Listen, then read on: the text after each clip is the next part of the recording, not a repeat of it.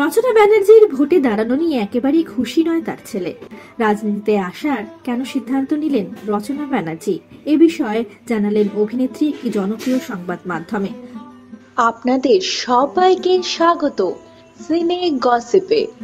গত বেশ কয়েক মাস ধরেই রচনার রাজনীতিতে যোগ দেওয়া নিয়ে বেশ জল্পনা ছিল। সেই জল্পনায় অবশেষে সত্যি হলো। বন্ধুরা, অভিনেত্রী রচনা ব্যানার্জি লোকসভা নির্বাচনে হুগলি কেন্দ্র থেকে দাঁড়িয়েছেন তৃণমূলের প্রার্থী হয়ে।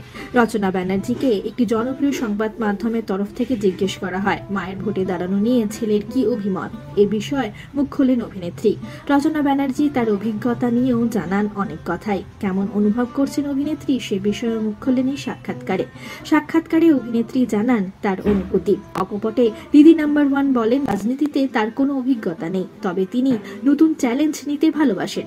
জানিয়েছেন তিনি শুধুমাত্র মুখ্যমন্ত্রী মমতা বন্দ্যোপাধ্যায়ের জন্যই রাজনীতিতে এসেছেন। একজন মহিলা মুখ্যমন্ত্রীকে শ্রদ্ধা জানানোটা কর্তব্য বলে মনে করেন দিদি নাম্বার 1।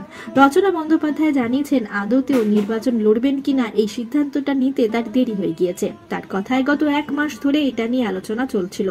আমি দিদিকে অনেক হয়রান করেছি, একবার হ্যাঁ বলেছি একবার না বলেছি, কনফিউজ ছিলাম, কারণ আমার ছেলে 12 পড়ছে, ওকে সময় দিতে পারবো কিনা সেটা ভয় ছিল।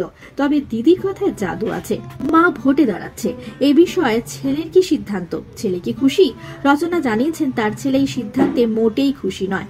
প্রনীল রচনাকে বলেছেন মা তুমি আমাকে ছেড়ে চলে যাবে। রচনা তাকে জানিয়েছিলেন এবার থেকে হুগলিতে থাকতে হবে, তোমার পাশে আমায় সব সময় পাবে।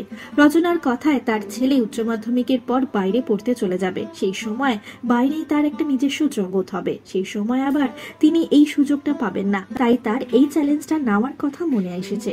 অনেক অভিনেত্রী জেতার পর থেকে রাজনীতিতে ফাঁকি দেন, সে বিষয়ে অভিনেত্রী জানিয়েছেন ইয়াং বয়সে রাজনীতিতে এলে এই সমস্যাটা হয়। তার কথায় 30 বছর বয়সে অনেক কিছু এক্সপ্লোর করার থাকে, তাদের দোষ নেই। রাজনীতির পদে থাকলে সেই বিষয়টা ব্যালেন্স করা একটু মুশকিল। রচনার কথায় রাজনীতিকে তিনি প্রায়োরিটি করবেন, তিনি অনেক কিছু ছাড়তে পারবেন, তিনি 100% চেষ্টা করবেন বলেই জানান। রচনাকে দেখা যাবে হুগলিতে লকেট চ্যাটার্জির বিরোধিতা করতে। অভিনেত্রী জানেন সিঙ্গুর এবং সন্দেশখালী এ সমস্ত ইস্যুতে বিভিন্ন প্রশ্নের মুখে পড়তে হবে তাকে।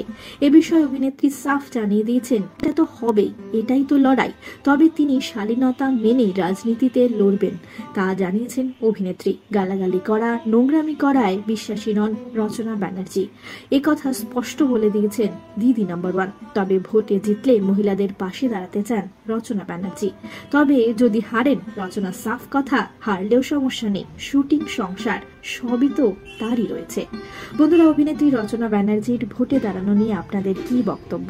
আপনারা কি খুশি রচনা ব্যানার্জির এই পদক্ষেপে? জানিয়ে ফেলুন কমেন্টের মাধ্যমে আপনাদের মতামত। বিনোদন জগতের আরো অনেক খবর নিয়ে আসছি আমরা আপনাদের কাছে, জুড়ে থাকুন আমাদের সঙ্গে।